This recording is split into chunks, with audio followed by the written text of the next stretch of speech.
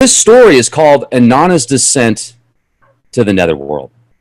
Now, Inanna is Ishtar, aka Easter, the holiday of Easter. A lot of people associate with Jesus' resurrection. Well, you're going to be pretty freaked out when I share with you it's actually the opposite. When you are praising the resurrection of Jesus on Easter, you are actually praising the resurrection of Ishtar and the sacrifice of Jesus. Dumazid is Jesus, is the great shepherd. He ruled for 36,000 years. This information is etched in stone and clay as well, clay tablets, the Sumerian Kings list. I know it sounds crazy and far-fetched, but hey, this is what the records say, and what do you expect? I'm a conspiracy theorist. I'll tell you, though, sometimes those conspiracy theorist guys are onto something, and gals. Now, once again, Dumazid, if you read the... First of all, let's do this. Before I actually read this story to you, I'm going to show you how I got to the point of this being a at least 230,000 years old. Here is the Sumerian Kings list.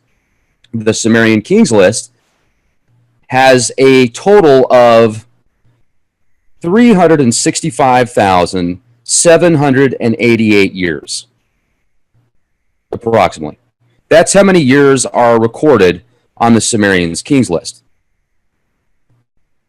Now, if you go to the Sumerian Kings list, and I added all this up with the calculator, you go to Dumazid, the shepherd. Dumazid, the shepherd. His length of reign was 36,000 years. Now, how long ago was his reign, though? His reign was over 230,000 years ago. Before him, you can see there was 4 different rulers that ruled the lands for 136,800 years.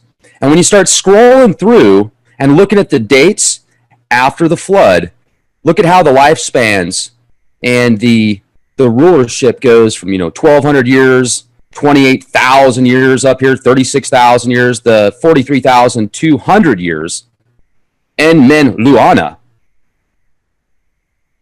You notice that the timelines really start to diminish, especially when you get down into this range. It's 30 years, 17 years, 9 years,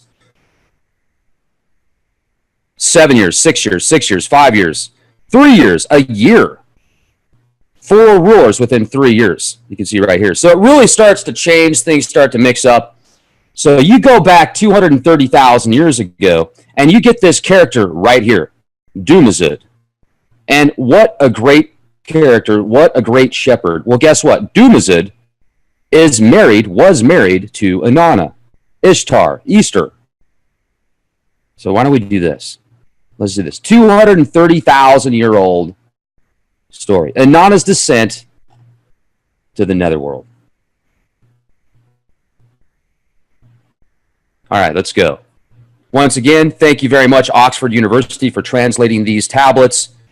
I'll leave the links in the video description box. These are the project members right here. And later, I'm going to get into the center of the earth, the hollow earth, the netherworld, the underworld, because that's going to link to this story as well. We just look at it. Many ancient Mesopotamian tablets, clay tablets, depictions of art showing a central earth point, a hollow earth. The piece that connects all the other pieces to the puzzle. Could this projection that we are experiencing right now actually be from the center of the earth?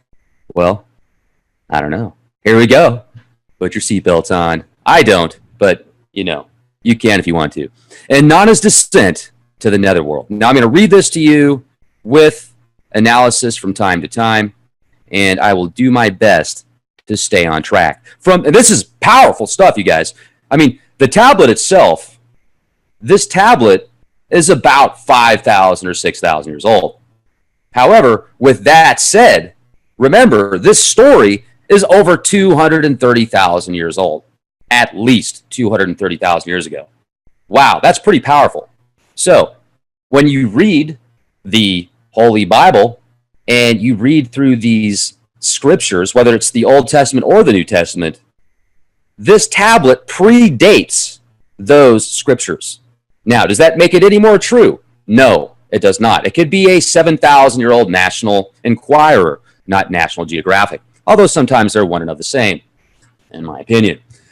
So that doesn't make it any more accurate, but when you read through the New Testament and the Old Testament, and many of these stories that you read, it seems like they adopted the information from these Sumerian tablets. Now, remember, the Akkad people, the Anunnaki, you can look at the Greek pantheon, the Roman pantheon, the Sumerian tablets, and they all seem to have underlying themes, locations, a top god, a father god, and gods underneath them. Whether you're reading the Gnostic stuff or you're reading the mythos, Greek, Roman, there's so many underlying themes that parallel that I feel these stories are a lot older than most people realize. So here we go. From the great heaven, she set her mind on the great below.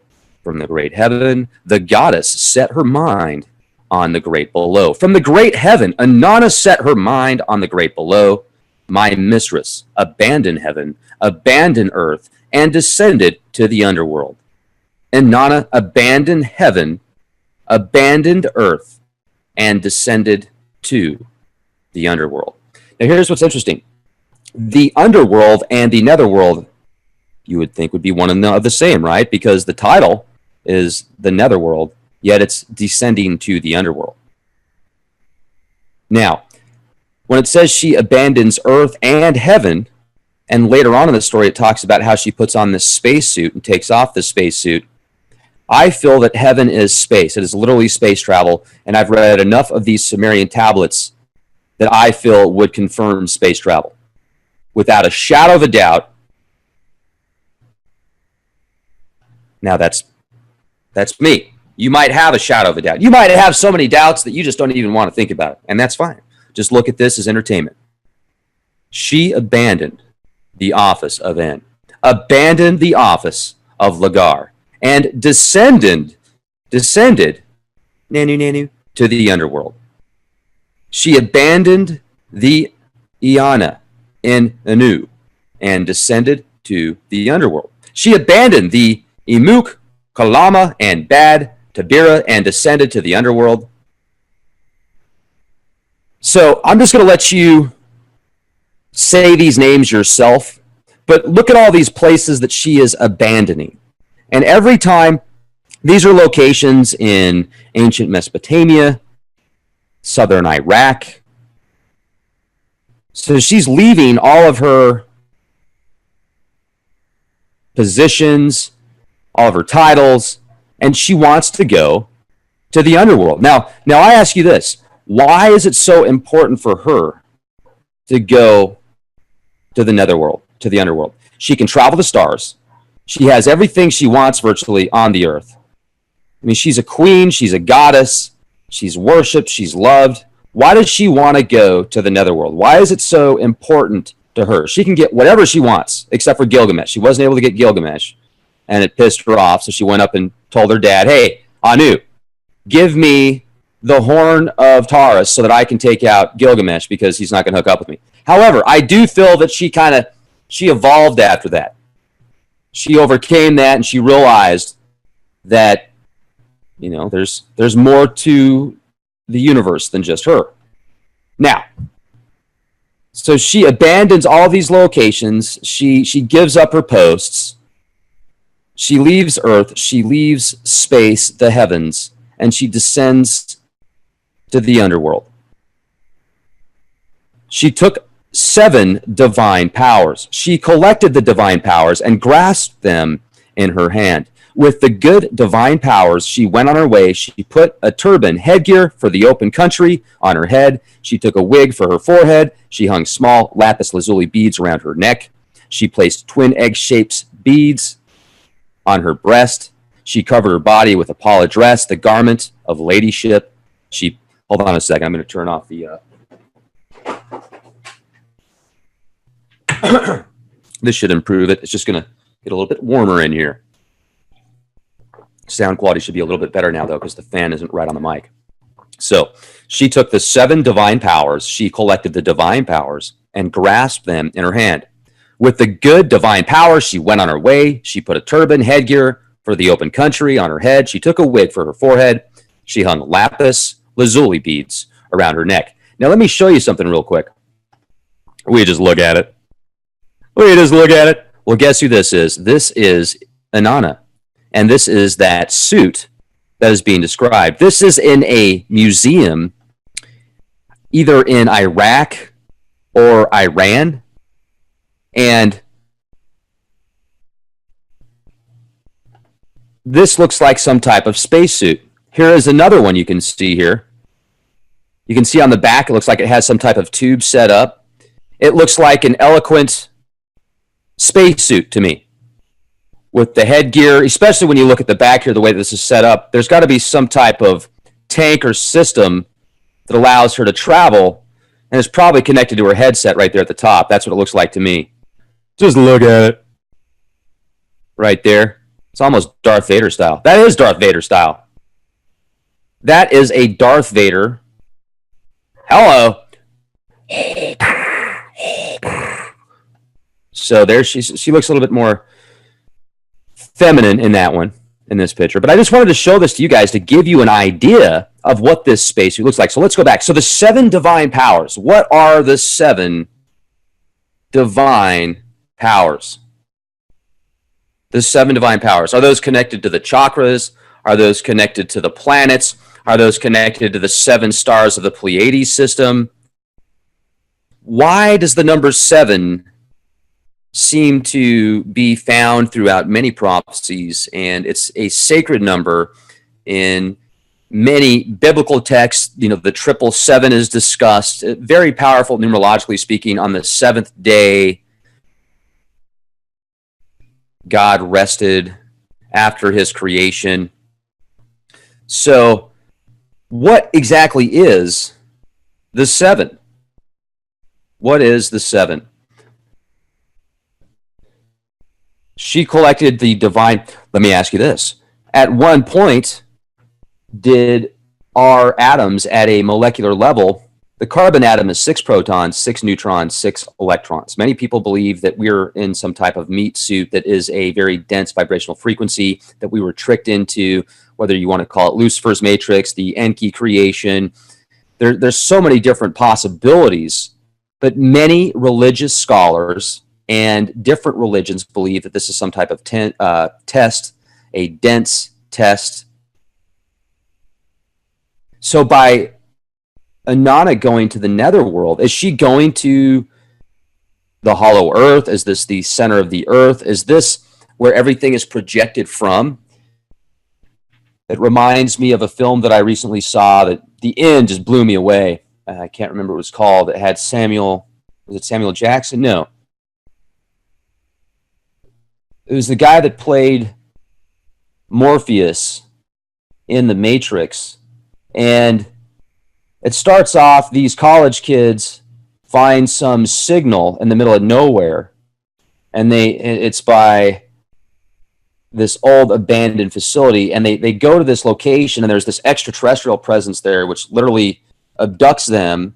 And then they wake up and they're in Area 51, or a situation like Area 51, and then it just gets crazier and crazier and crazier, and the end will blow your mind. This was kind of a low-budget film, but you can't tell, and the acting in it's phenomenal. I'll find out what the name of that movie is. You could find it yourself if you just Google some of the recent movies that that actor played in. But anyway, watch that film, and at the end, it'll kind of put into perspective why I'm bringing up the possibility about how much control is there in the center of the earth, the netherworld. Why was it so important for Inanna to go to the netherworld and give up everything that she has in the heavens and on earth?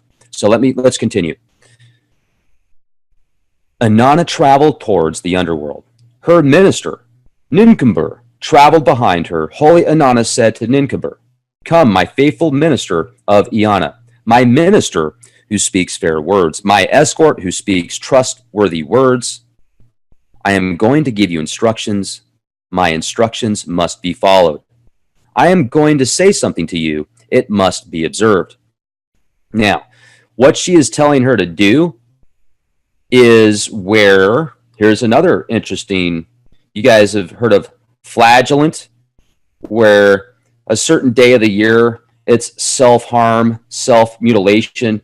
People will lash their backs with knives and cut themselves and do very disgusting, disturbing things. But hey, that's, I'm not, if that's your thing, that's your thing. I'm sorry. I think it's kind of gross, but a bunch of blood in the streets and stuff like that, people self-mutilating themselves. But for these guys, it's an extreme form of mortification of their own flesh by whipping it with various instruments. A common practice among fundamentalist religious groups throughout antiquity, various religions, the cult of Isis in Egypt. Isis, hello. Bingo, Isis is Inanna. Hello. So, ancient Rome, the day of blood, So let's get back into this. Now that you've got an idea of where this came from, so she gives her minister, Nincumber, instructions on what she needs to do. This is what you need to do. So, okay. Lacerate your eyes for me. No, wait, hold on. On this day, I will descend to the underworld. This is Inanna speaking. On this day, I will descend to the underworld. When I have arrived in the underworld, make a lament for me on the ruined mounds. Beat the drum for me in the sanctuary. Make the rounds of the houses of the gods for me. Lacerate your eyes for me. Lacerate your nose for me. Lacerate your ears for me in public. In private, lacerate your buttocks for me. Like a pauper, clothe yourself in a single garment, and all alone set your foot in the Ekur, the house of Enlil. Now, Ekur, you guys know what the Ekur is, right? The Ekur is the house of the gods. In the Roman and the Greek pantheon, it is an actual location in ancient Mesopotamia. That's where the gods gathered and decided what would happen for the little people. For the little people. I found an ancient tablet that shows these giant humans literally whipping and pulling around regular-sized humans like they were getting them ready for a fight with two pit bulls. Just disturbing, disgusting. I'm not even going to get into some of the personal experiences, but let's never mind. All right, that's another podcast. But you guys can troll all you want and not believe in these entities, these demigods, the Anunnaki. When you have an experience, or you have family that has experiences that, anyway, all right, so let's go back to this.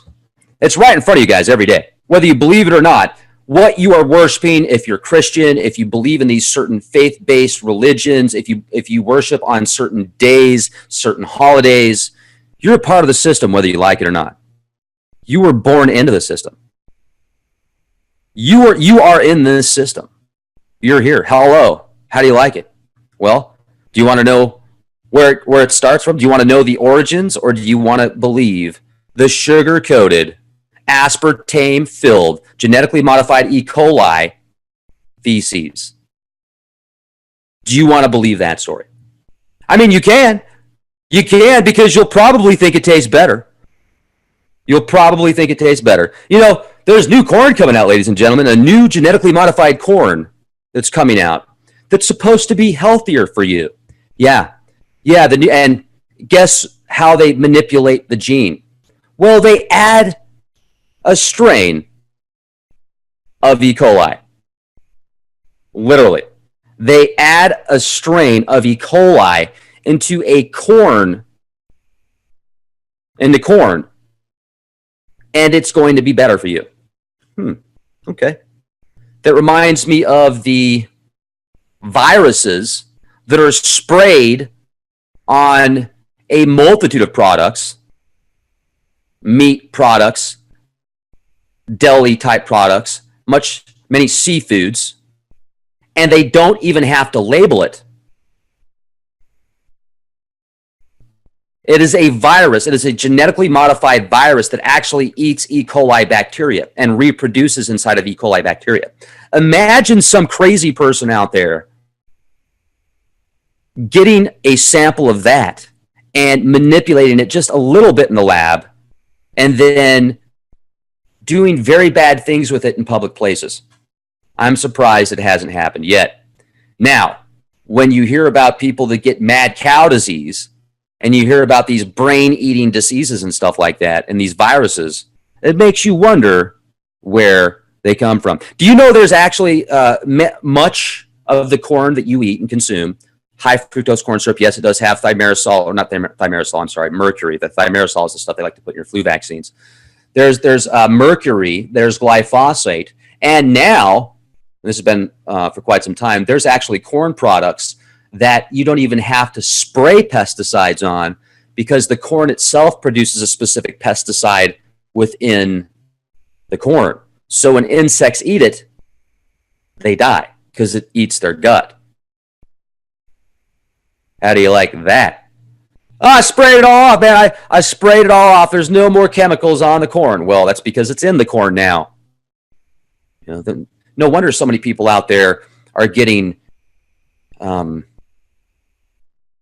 opportunities with their digestive systems. No wonder there's so many people out there that have to really watch what they eat, because when they eat, they don't feel good because their food doesn't digest properly. Well, it's because you're consuming poison combined with all the stuff you've injected your body with already in the way that you think. Because the way that you think has a huge part of your digestive system also. I mean, you think, if you're always thinking you're going to be sick, well, you're putting that into the universe. You have to kind of flip it around. But it's just amazing, the genetic... Okay, I'm going on a tangent. Sorry. Let's go back. Ladies and gentlemen, can I have your attention, please? Can I have your attention, please? So, I shared with you where the... Not flatulence, but flagellance, flagellating some wisdom are two different things. All right, so lacerate your eye. Let's go back to Inanna's descent to the netherworld. Thank you for staying with me.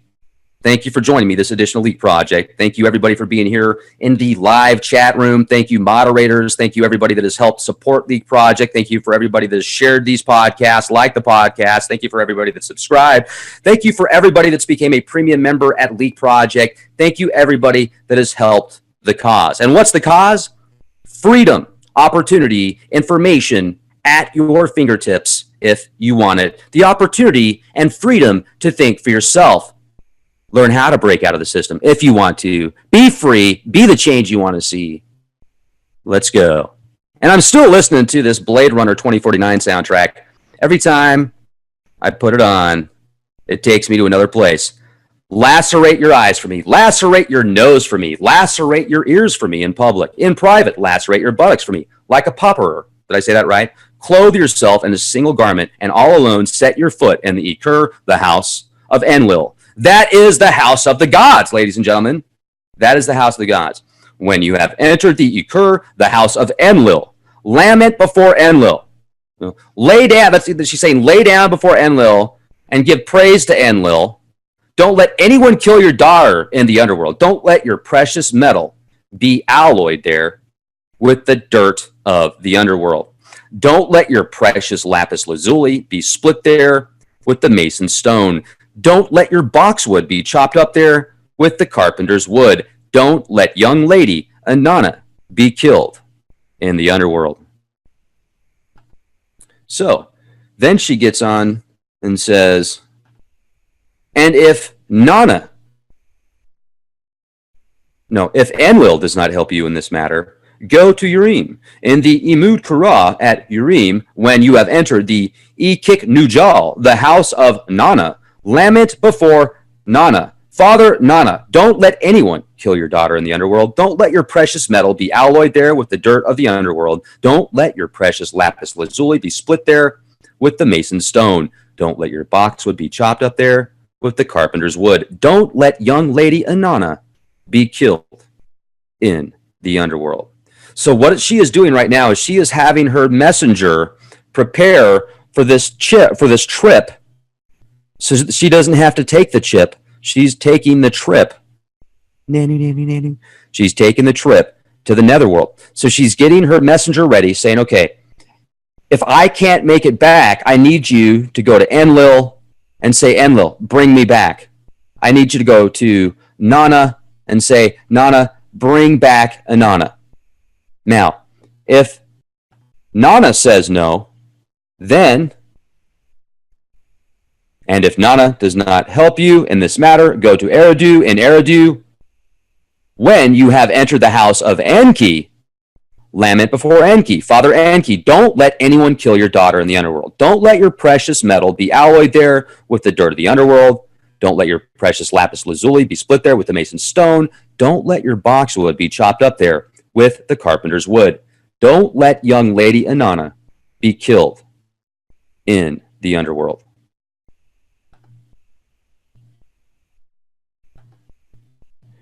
Father Enki, the Lord of great wisdom, knows about the life-giving plant and the life-giving water. He is the one who will restore me to life.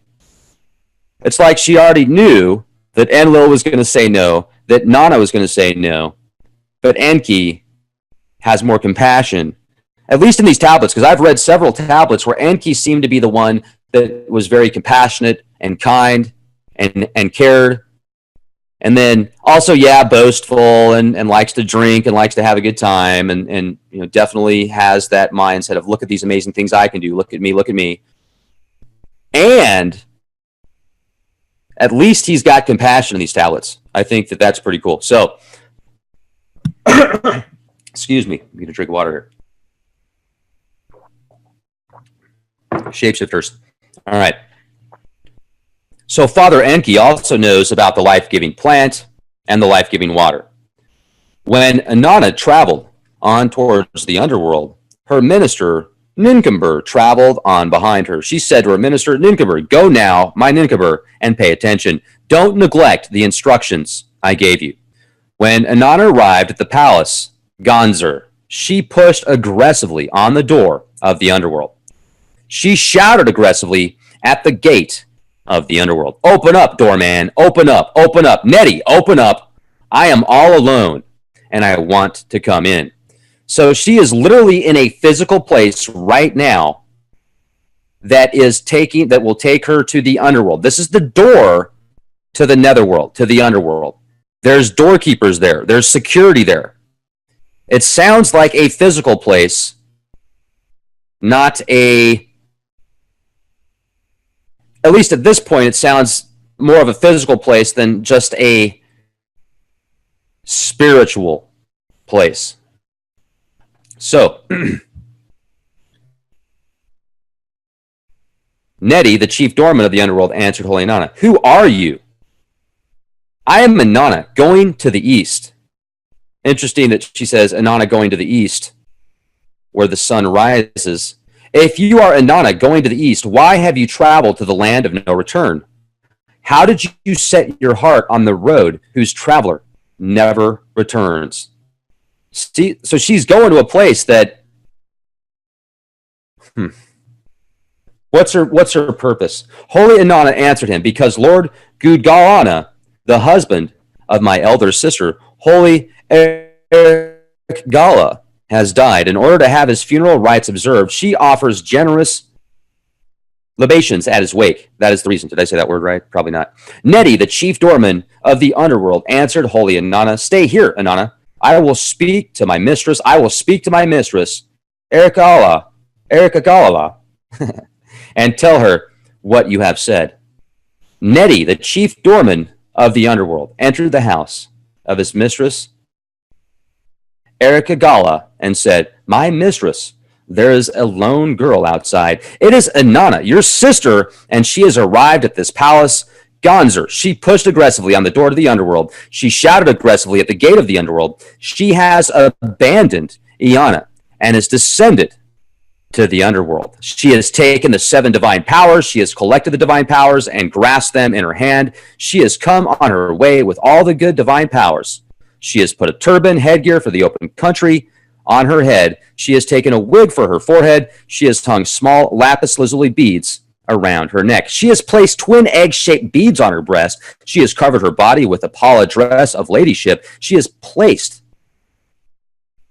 mascara, which is called Let a Man Come, on her eyes. She has pulled the pectoral, which is called Come, Man, Come, over her breast. Hello! She has placed a golden ring on her hand. She is holding the lapis lazuli measuring rod and measuring line in her hand.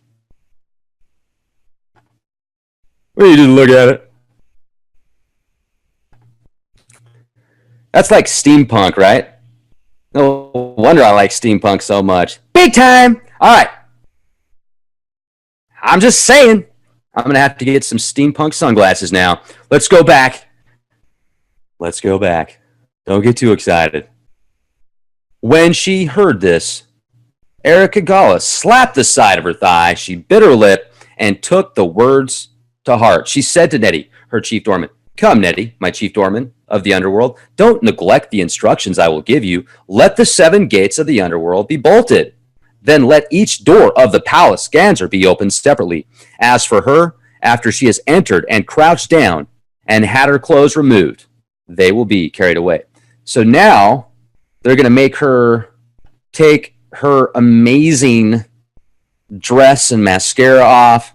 She's just got to, she's got to follow the rules in the underworld. She doesn't have the opportunity to dress as sexy down there. I don't know why, but it is what it is. And hold on a second.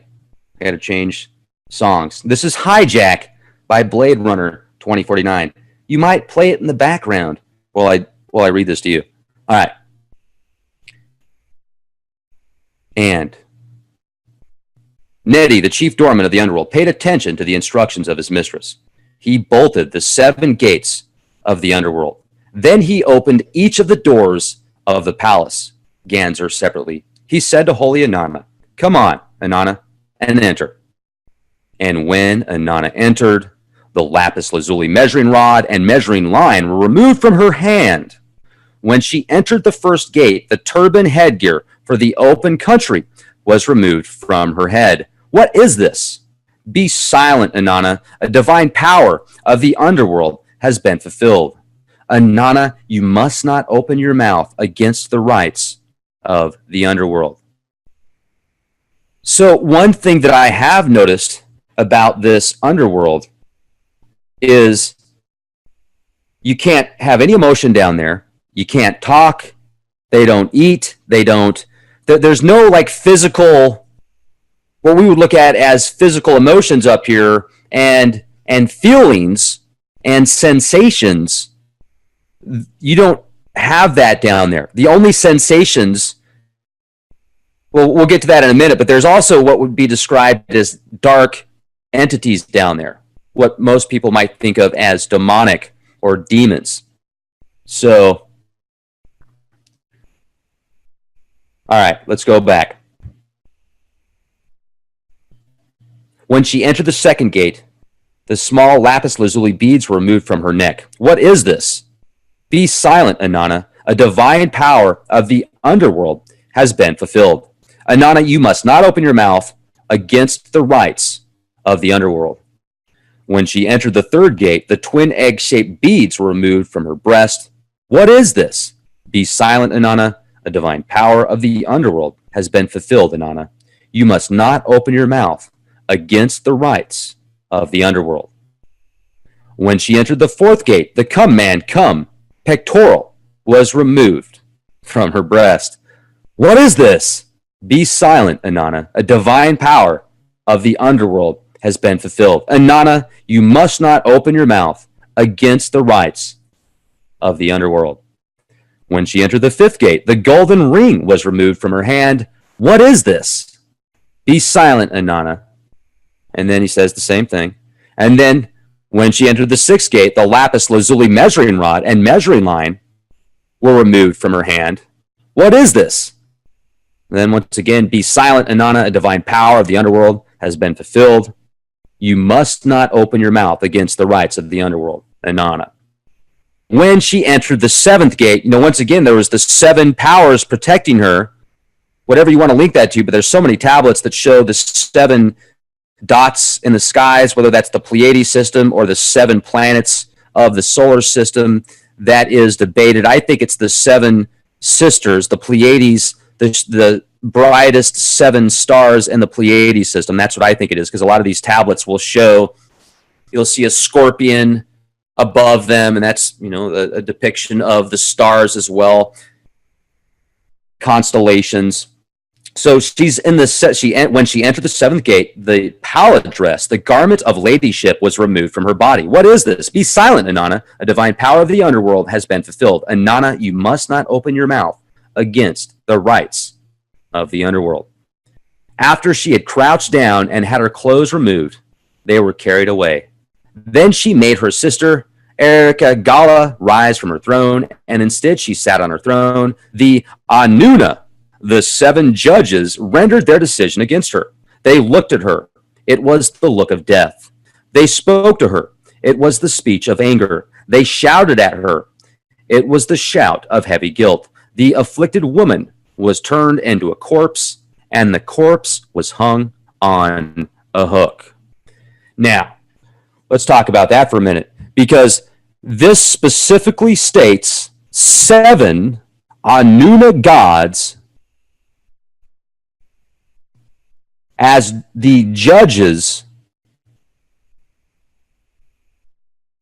in the netherworld. They then handed down their punishment, their verdict, and then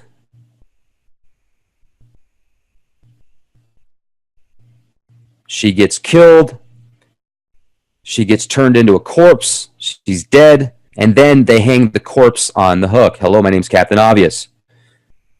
That's kind of creepy. So, they hang her on a hook. Now, here is the parallel of the resurrection of Jesus, of the Christ. Many gods or deities or archetypes have been talked about in similar form. This story, especially if this is a 230,000 year old or older story, etched in stone in an ancient tablet that is about 5,000 or 6,000 years old. I would say that could definitely predate many of the gods that people worship today. Now, once again, Easter, Ishtar.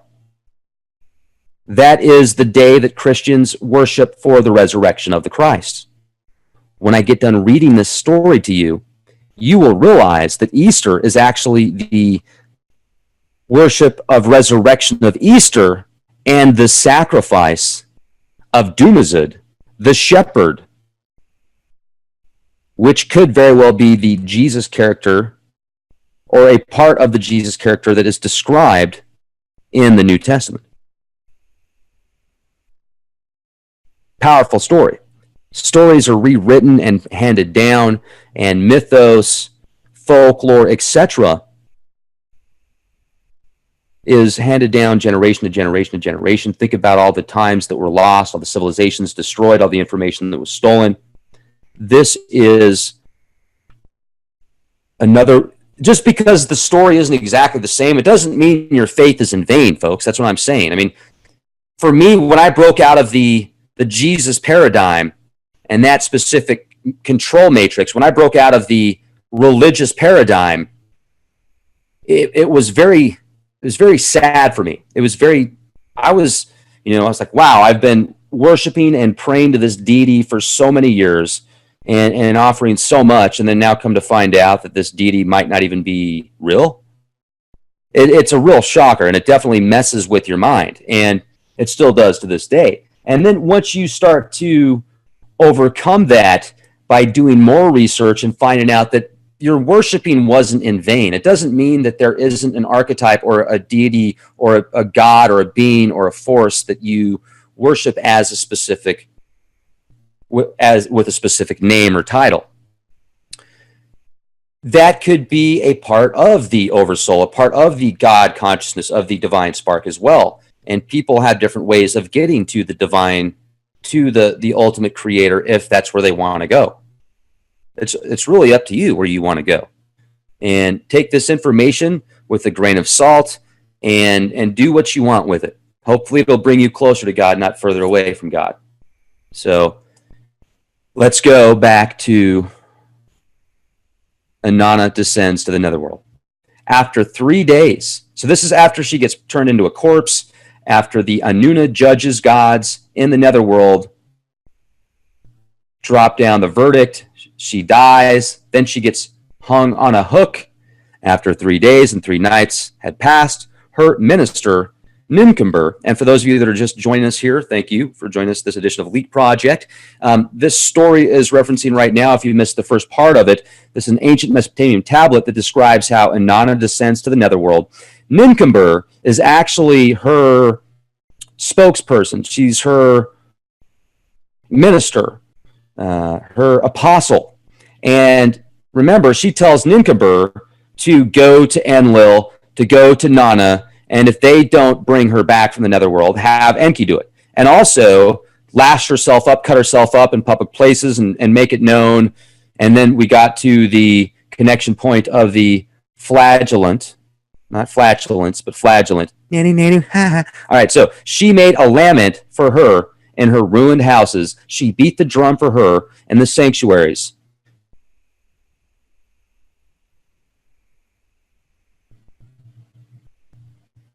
Did I skip a line there? After 3 days and 3 nights had passed, her minister Nimcomber, her minister who speaks fair words, her escort who speaks trustworthy words, carried out the instructions of her mistress. She did not neglect or forget her instructions. She made a lament for her in the ruined houses, in her ruined houses. She beat the drum for her in the sanctuaries. She made the rounds of the houses of the gods for her. She lacerated her eyes for her. She lacerated her nose. In private, she lacerated her buttocks for her like a pauper. She clothed herself in a single garment, and all alone she set her foot in the Akur, the house of Enlil. So what is she doing by slicing herself up? She is literally doing blood sacrifice. She is asking for a blood sacrifice.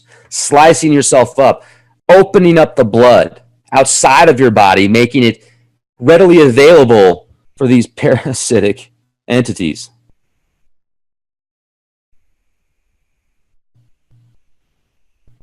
So, when she had entered the Akur, the house of Enlil, she lamented before Enlil, Father Enlil, don't let anyone kill your daughter in the underworld. Don't let your precious metal be alloyed there with the dirt of the underworld. Don't let your precious lapis lazuli be split there with the mason's stone.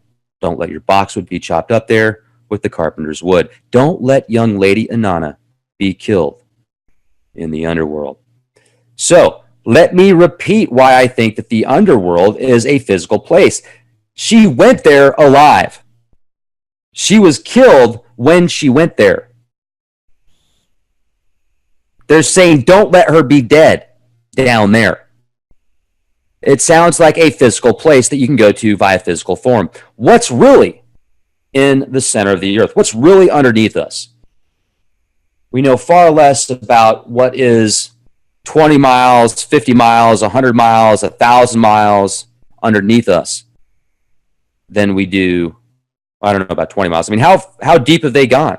Can anyone tell me how deep the Russians were able to dig how far? Can't wait to get schooled by you guys. All right. The Vulcans. Yes, that's right, Lee. The Vulcan fire god. Usurping up the moon. Utu Let's talk about the sun god for a minute. Utu, that's described in these ancient Sumerian tablets, is Marduk. And there's moments in these tablets where Marduk's the good guy, it seems, where he's like, he's helping out Gilgamesh, he's helping out people, and there's other times where not so much. So, all right, 8 miles. Okay, so the Russians have gone 8 miles into the Earth. So how deep is the planet, supposedly? What is the diameter of the Earth? Let's find out. Well, I'll pull that up in a minute. Let's get back to the story here. I divagate. I apologize. So after the messenger goes to Enlil and says, please bring back Inanna. Don't let her die down there. Don't let her be killed down there. In his rage, Father Enlil answered Nincomber, my daughter craved the great heaven, and she craved the great below as well. Inanna craved the great heaven, and she craved the great below as well. The divine powers of the underworld are divine powers which should not be craved, for whoever gets them must remain in the underworld. Who, having got to that place, could then expect to come up again? Ah, now I know why, or at least I have an idea why she wanted to go to the netherworld. She wanted to go to the netherworld to obtain powers, to obtain godly powers. He talked about how she traveled the heavens, how that wasn't good enough for her. The powers in heaven, the powers of earth weren't good enough for her, so she wanted more. Now, here's where it gets really exciting. By going to the netherworld, by going to the netherworld and then experiencing a physical death, and then coming back from the netherworld and coming back into your physical form, what kind of powers, what kind of abilities will you bring back with that?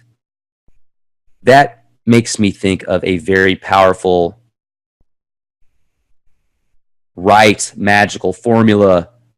I mean, that's extremely deep. I would say that maybe that's why you read about these archetypes and these beings that have gone through the 3 days, 3 nights, traveling to the netherworld, coming back again. The Jesus story talks about how didn't Jesus go to hell for 3 days? Or, he was resurrected the 3rd day, right? I've heard stories, maybe it's the LDS religion that talks about how Jesus was in hell. I think that there's other sects, different types of religions to talk about that as well. I'll have to do some more research on that, and I'm sure you guys will let me know about that in the comment section. But okay, and somebody said, where does that 230,000 year figure come from? Great question. Dumazid was a king that ruled for 36,000 years, that is recorded on the Sumerian Kings list, the tablets of the Sumerian Kings list. And that rule was over 230,000 years ago.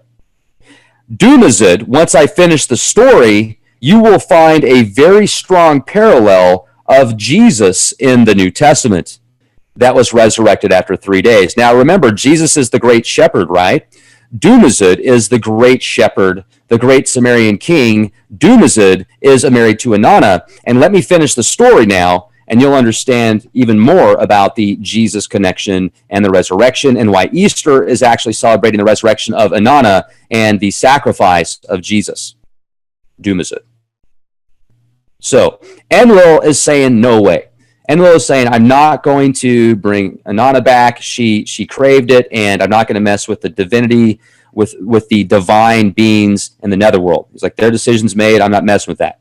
So, thus, Father Enlil did not help in this matter, so she went to Urim. In the Umud Kura at Urim, when she had entered the Ikik Nujal, the house of Nana, which is the male god of the moon, she lamented before Nana, Father Nana, don't let your daughter be killed in the underworld. Don't let your precious metal be alloyed there with the dirt of the underworld. Don't let your precious lapis lazuli be split there with the mason's stone. Don't let your boxwood be chopped up there with the carpenter's wood. Don't let young lady Inanna be killed in the underworld. In his rage, Father Nana answered Nincomber, My daughter craved the great heaven, and she craved the great below as well. And Nana craved the great heaven, and she craved the great below as well. The divine powers of the underworld are divine powers which should not be craved, for whoever gets them must remain in the netherworld, in the underworld, who, having got to that place, could then expect to come up again. Thus, Father Nana did not help in this matter. He did not help her in this matter. So she went to Eridu. In Eridu, when she had entered the house of Enki, she lamented before Enki, Father Enki, don't let anyone kill your daughter in the underworld. Don't let your precious metal be alloyed there with the dirt of the underworld. Don't let your precious lapis lazuli be split there with the mason's stone. Don't let your boxwood be chopped up there with the carpenter's wood. Don't let young lady Inanna be killed in the underworld. Father Enki answered Ninkumbur, what has my daughter done? She has made me worried. What has Inanna done? She has made me worried. What has the mistress of all the lands done? She has me worried. What has this mistress? What has the mistress of heaven done? She has made me worried. Thus Father Enki helped her in this matter. He removed some dirt from the tip of his fingernail and created the Kurjara. He removed some dirt from the tip of his other fingernail and created the Galatura. To the Kurjara he gave the life-giving plant. To the Galatura he gave the life-giving water. So let's talk about that for a minute. Enlil, no. Nana, no. Enki, yeah, he's going to help. Enki. Now, Enki, if Enki is Lucifer, didn't Enki also warn Noah about the flood? Wasn't it Enki, the trickster god, that warned Eve or told Eve, oh, you want more knowledge? Here you go. Here's the tree of life. Enki's got now those two entities. I just think it's bizarre. I mean, the more you read these ancient tablets, it's got a completely different spin than the Vatican version of scriptures. And you look at how deep the Vatican goes, and I would say judge a tree by its fruit. What has the Vatican really done over the past 1,000 years, 1,500 years? Or Vatican hasn't been around that long, have they? How long has the Vatican been around? It's interesting because people that really put all their faith, I mean, think about the Crusades. Think about all the people that have been slaughtered or burnt at the stake because they were supposedly a witch or because they didn't follow the Pope or they didn't follow the status quo. You think it's bad now? Go back a few hundred years ago. Imagine if somebody called you a witch. You'd be tortured to death. And then they're like, oh, well, she's not a witch, so, yep, she's going to heaven. And then think they're doing the right thing. It's disgusting. These tablets are a lot older. And then you're going to have somebody come out and say, oh, well, you know what happened? It was the devil. The devil went back and rewrote the tablets. Are you listening to yourself?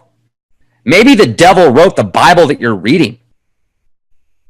Maybe if the devil can go back and manipulate clay tablets that are older than the Bible, could the devil not manipulate the Bible too? I mean, I'm sorry, folks, but sometimes I wonder if anybody wrote the Bible, it was probably the devil. Now, you can get mad at me for that. You can call me bad names. I get it. I've been called bad names before. And if I talk to myself now from 15 years ago, I would probably think that I was the Antichrist for just bringing that up. Now I think it's quite the opposite. I think that you're much more Christ-like if you question the status quo, if you go with your gut instinct, if you follow where the information leads you. If you want to know the truth, you can find it. It just might take a while. And you know what? Enjoy the ride. Because it is, ladies and gentlemen, it's one hell of a ride. Until you get to heaven. And then you can be like Silver Surfer. Now let's get back to What did Enki do with the dirt of his fingernail? It's not dirt, folks. It's DNA.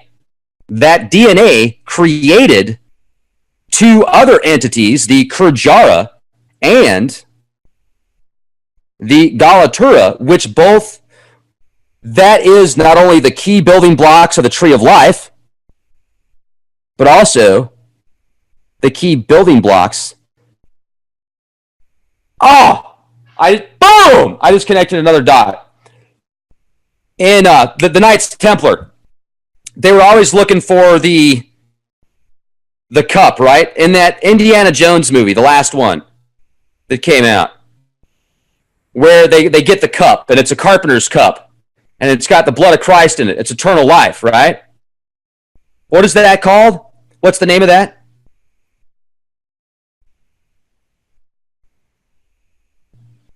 Sorry about that. I got a little excited. If you've got headphones on, and yeah, the Holy Grail. The Holy Grail, ladies and gentlemen, right here. The Holy Grail is the life-giving water from Enki. The tree of life, which Adam and Eve ate from, is the tree of life that Enki knows, the DNA. Boom, the DNA. Wow, this is getting deep. And if you guys were actually listening to Seawall right now on Blade Runner 2049 while I was discussing this with you, it would take it to the next level. It's even deeper. So, wow. So, she goes to Enki. She gets his DNA to bring back Inanna. Enki, the trickster god.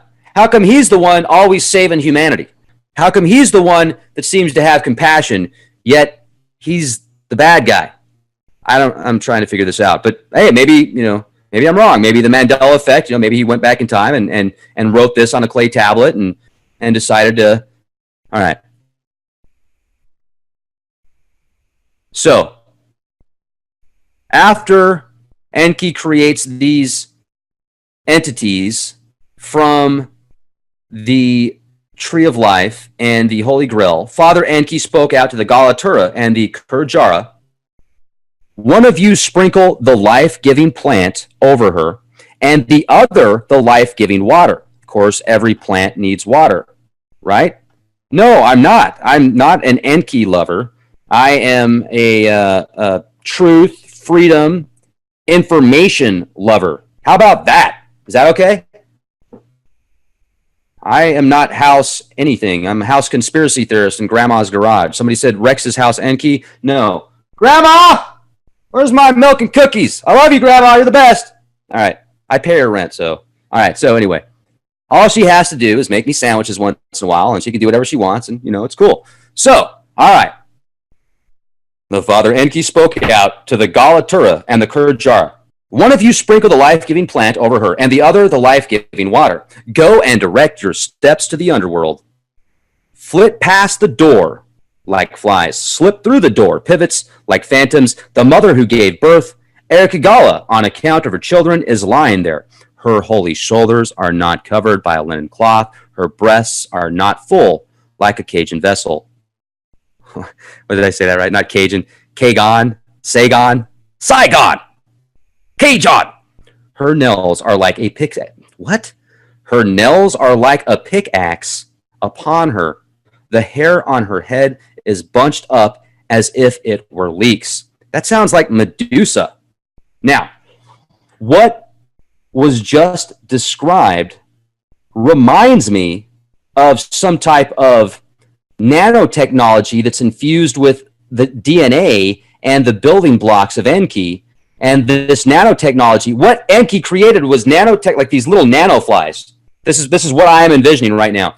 These nano drones that have, kind of like when you see those nano drones now, those flies.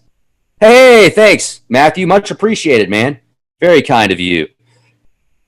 Okay, so you've seen the nano mosquitoes, right? The drone flies, the drone mosquitoes that have little pins, like little needles that can actually extract blood, extract DNA, and emit some type of chemical into its victim. Well, imagine something like that with a little packet of this DNA, this life that brings you back from life, something that would actually go in at the DNA level. And this was probably some type of nanotechnology that would actually jump the building blocks that are still in there. Because even though the body's dead and decomposing, it's still decomposing at a atomic level. So this technology must have been able to infuse not only a DNA, but also a synthetic DNA that would kind of restart. It would be like a jump start. Your battery's dead. Well, let's jump start it with another battery. That is my take on what happened in this. That's my take of what this story is representing. You can go back hundreds of thousands of years. Once again, let's go back 230,000 years. Let's look at these 200,000, 250,000, 300,000-year-old mines and structures in South Africa that literally resonate at a specific frequency. It wasn't just a bunch of rocks and like, oh yeah, let's build rocks over here. Yeah. Oh yeah. No, not at all. Very intelligent people, very intelligent beings. They were specifically doing things to resonate at a frequency level. As a matter of fact, they were probably much more intelligent than many of us, including myself. So I'm just saying. Now, Nibiru,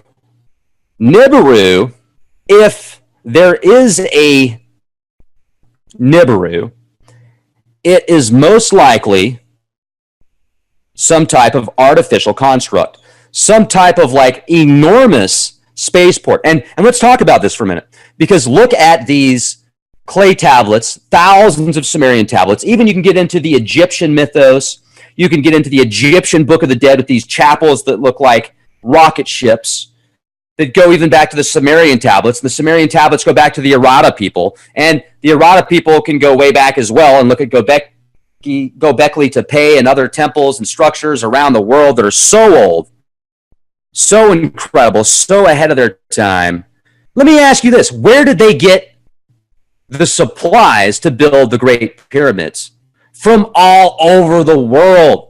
Just the logistics chain to build the Great Pyramids in today's technology would take years and years and years, with roads and cranes and trucks and technologies and being able to travel all around the world with these giant ships and cargo ships, etc. It would still take probably at least 100 years to get anywhere close. Maybe if you got everybody in the world doing it, maybe you could do it faster. But if you didn't have some type of gravity machine, something that could actually manipulate gravity, manipulate space and time via frequency, lifting things up with sound waves and stuff like that, lodging them at specific places, using them as power plants as well to power and run a society, as well as at a spiritual level. Some of these higher adepts could actually lodge themselves into specific rooms and chambers that would be aligned to specific stars, and then astral project into godhood and actually be like a god and experience things on a grand scale, be a planet, be a star, be an entire cosmos, be an entire constellation, and experience every archetype and frequency and vibrational energy level inside of that archetype. Why not? Why not? Whoa! Holy cow! Thank you so much. I just noticed that. Very kind of you. Thank you for your support. That's awesome. Makes it even exciting. It makes it much more exciting when I look at the live chat and I see somebody made a donation. Thank you so much. That's awesome. You are fantastic. All right, let's go back to, I was divagating there for a minute. I was going off on one of my rabbit holes. Where was I? Okay, then Father Anki spoke out to the Galatura and the Kurjara. One of you sprinkle the life-giving plant over her, and the other the life-giving water. Go and direct your steps to the underworld. Flit past the door like flies, slip through the door, pivots like phantoms. The mother who gave birth, Erikagala, on account of her children, is lying there. Her holy shoulders are not covered by a linen cloth. Her breasts are not full like a vessel. Her nails are like a pickaxe upon her. The hair on her head is bunched up as if it were leaks. Now, that reminds me of Medusa a little bit. That reminds me of Medusa. Hold on, I'm going to change the songs here. All right, here we go. Yep. They will offer you a river full of water. Don't accept it. So Enki is telling her what you need to watch out for. They will offer you... Oh, I skipped a chapter. When she says, "Oh, my heart," you are to say, "You are troubled." Our mistress, oh, your heart. When she says, "Oh, my body," you are to say, "You are troubled." Our mistress, oh, your body. She will then ask, "Who are you?" Speaking to you from my heart to your heart. From my body to your body. If you are gods, let me talk with you. If you are mortals, may a destiny be decreed for you. Make her swear this by heaven and earth.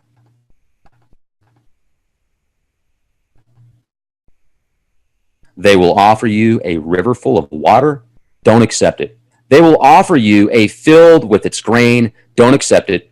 But say to her, "Give us the corpse hanging on the hook." She will answer, "That is the corpse of your queen." Say to her, "Whether it is that of our king, whether it is that of our queen, give it to us." She will give you the corpse hanging on the hook. One of you sprinkle on it the life-giving plant, and the other the life-giving water. Thus let Inanna arise. Now, once again, that sounds like a physical location. That sounds physical to me. Because she's going there saying, give me this physical corpse on a hook, talking to somebody, obviously, and she's going there with these, with these nanobots and these DNA packets that like jumpstart the DNA that's still moving at a specific frequency. Because even as DNA is decomposing, it's still oscillating at a certain frequency at the quantum level. So when she said, "Oh, my heart," then they said to her, "You are troubled, our mistress. Oh, your heart." When she said, "Oh, my body," they said to her, "You are troubled, our mistress. Oh, your body." Then she asked, "Who are you?" I tell you, from my heart to your heart, from my body to your body. If you are gods, I will talk with you. If you are mortals, may a destiny be decreed for you. They made her swear this by heaven and earth. They were offered a river with its water. They did not accept it. They were offered a field with its grain. They did not accept it. They said to her, "Give us the corpse hanging on the hook."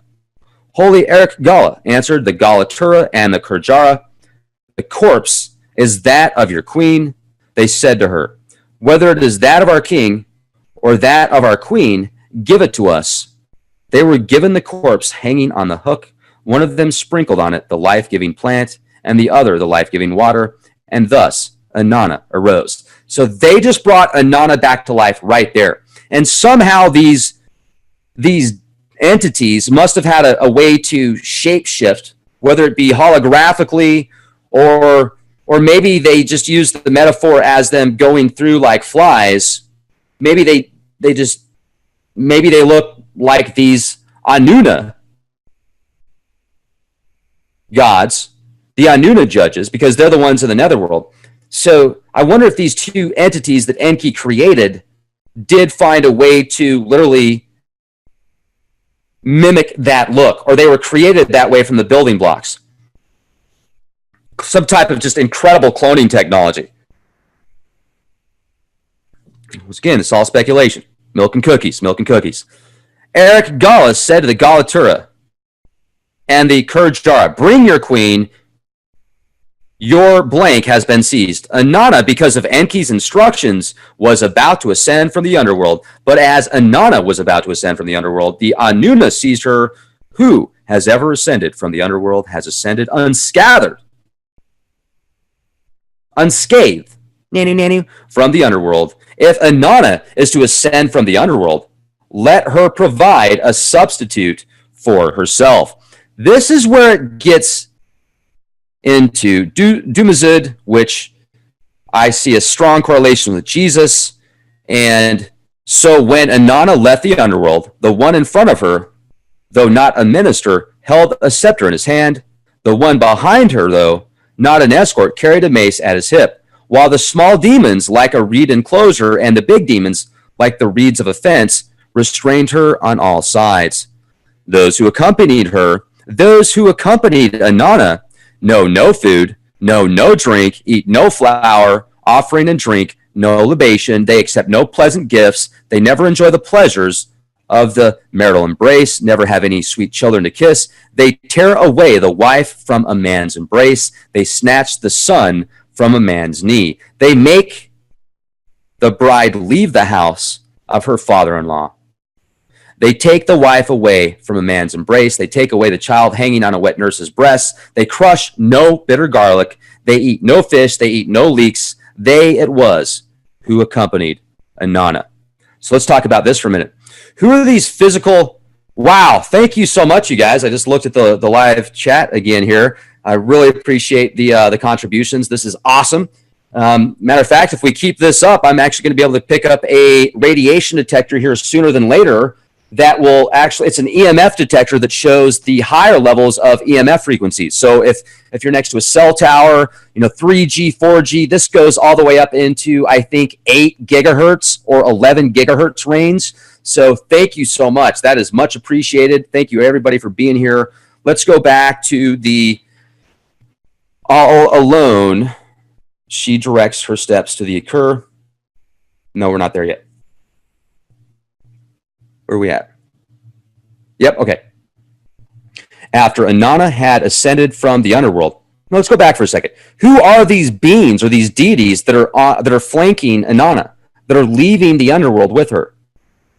Because they don't have emotions like we do, and it sounds to me like what they do is child sacrifice or some type of just dark control. They're taking the wives away from their husbands, kids away, children away from their parents. Why? Then you get into the whole reptilian sacrificial thing and the blood sacrifices, and then you can even get into the Jeff Doherty has some information. I need to find out which scripture this is in the Old Testament that talks about a reptilian-like race. But it's all just a conspiracy, folks. None of this is real, okay? This is all just a conspiracy.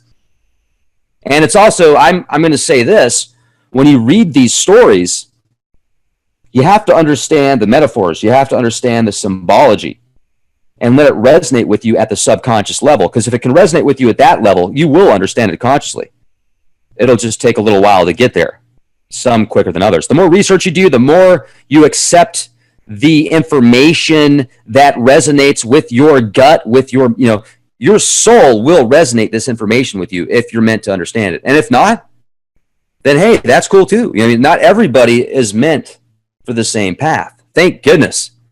Thank goodness. It would be way too crowded if we were all on the same path. So, all alone, she directed her steps to the Akur, to the house of Enlil, and to Urim, to the house of Nana, and to Eridu, the house of Enki. She wept before Enki. She brought me back to life. How could I turn her over to you? Let us go on. Let us go on to the Seg Kurkaga in Umma.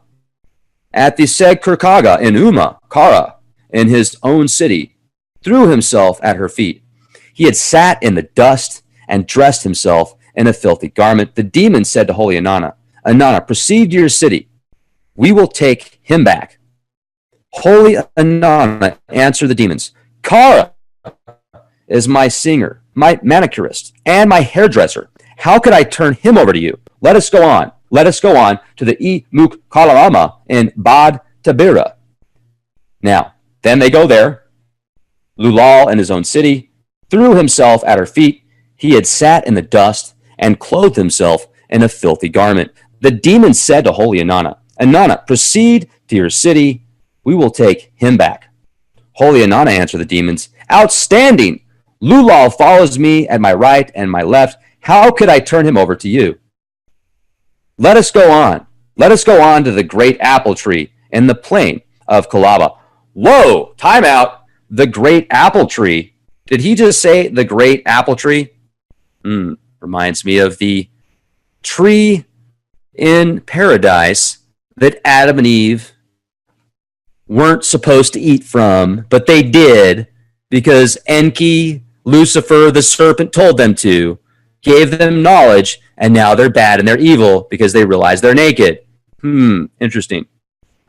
I mean, how does, what? Okay, never mind. Really? Just bizarre. So,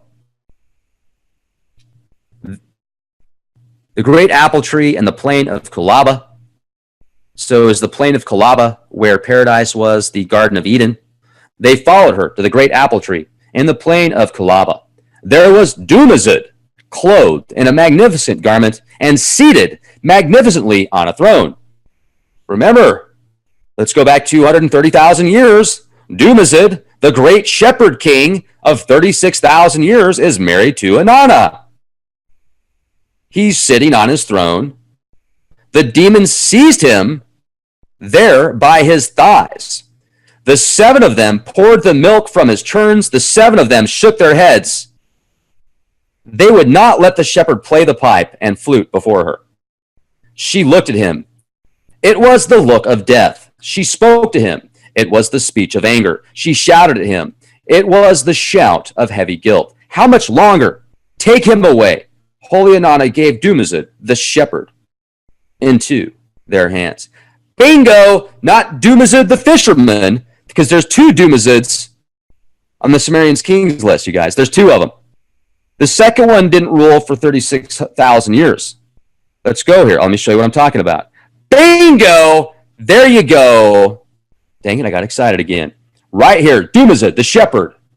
36,000 years. He ruled for 36,000 years. Now, I did the math. I counted up every single one of these houses. I counted up all of this. I'm a candidate, you guys. I used a calculator, okay? And I came up with 365,788 total years on the Sumerian kings list. If you go back 228,988 years on the Sumerian kings list, that's the end of Dumazid's reign. That is when this story is being told, when he was sent to the netherworld. Now, remember, you need to add approximately another 3,600 years on top of the 228,988 years, making it closer to 233,000 years ago. So I was being conservative when I said 230,000 years. So go back 228,000 years in the Sumerian kings list is the end of Dumazid, the shepherd king's reign, because that's when he was sent to the netherworld. Dumazid, the shepherd, going to the netherworld, wasn't Jesus, the great shepherd. So when you worship Easter, when you are worshiping the resurrection of Jesus, you are worshiping the resurrection of Inanna. Not saying it's bad. I'm just saying that's what it is. So, unicorns and popcorn and gremlins and goblins.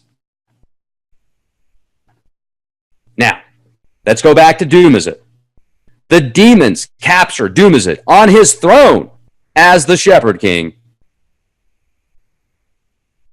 Now, my question is, why does Inanna give up Dumazid, her husband? Why doesn't she give up her hairdresser or her manicurist? Oh, right on, DevStar. Thank you very much. Why doesn't she give up all the people before her that she had an opportunity? Why give up her husband? Unless she got jealous, something happened. Was he having an affair on her?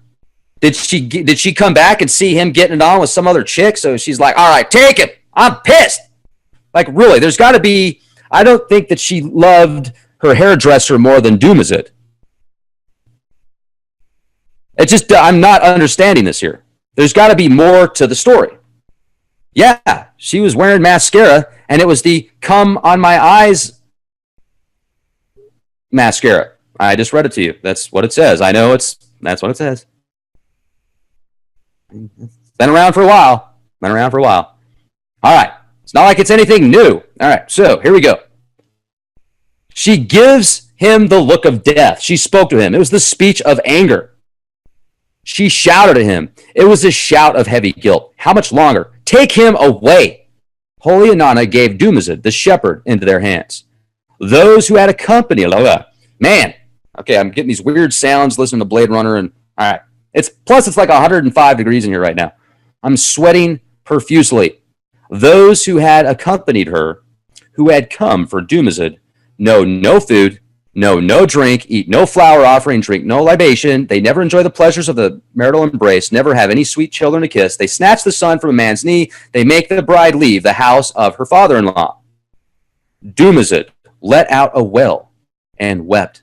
The lad raised his hands to heaven. Utu, you are my brother-in-law. I am your relation by marriage. I brought butter to your mother's house. I brought milk to Ningal's house. Turn my hands into snakes' hands and turn my feet into snakes' feet so I can escape my demons. Let them not keep hold of me. Now, let's talk about this for a minute. The demons holding him, and he can be free if his hands and arms are turned into snakes. I looked for the Sumerian tablet, and I couldn't find it. I've seen it before. There's a Sumerian tablet that shows Dumazid and his legs and his arms being turned into snakes. Now, that is metaphoric, in my opinion, for turn me into give me the serpent seed, bring me back like Enki brought back Inanna. That's what I am thinking of. Make my hands and feet into snakes so that I can escape. Wow, that's powerful right there. Like a sod's-call snake. So, Utu is Marduk. Utu is the sun god. Utu accepted his tears. Dumazid's demons could not keep hold of him. Utu turns Dumazid's hands into snake's hands.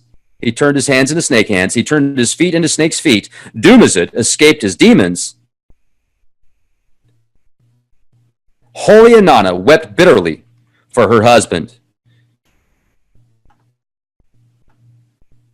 Stand by.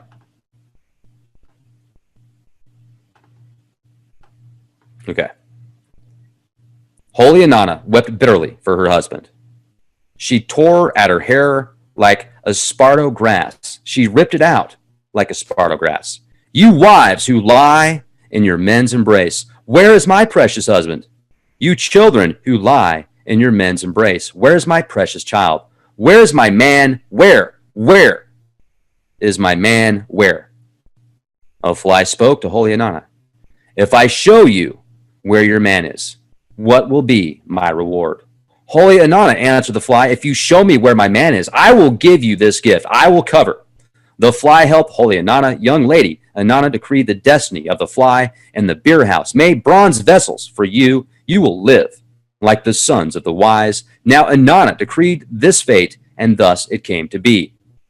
Was weeping, she came up to the sister, and by the hand, now, alas, you for half the year, and your sister for half the year. When you are demanded on that day, you will stay. When your sister is demanded on that day, you will be released. Thus, Holy Inanna gave Dumazid as a substitute. Holy Eric Gala, sweet is your praise. So Dumazid was sacrificed, was given as the sacrificial lamb. The shepherd was sacrificed for the resurrection of Inanna. Ishtar, Easter. Now, is there anybody that's actually listened to this podcast that is of the opinion and belief that Easter is the celebration of the resurrection of Jesus Christ? And if you are, after listening to this podcast, do you still have the same mindset? And if you do, that's fine. I would just be very interested to know. And I would also like to thank everybody that joined me this edition of Leak Project. I would like to give a huge thank you to everybody that hit that super chat button. You guys are awesome. It makes it a lot easier for me to do this with the help of you guys.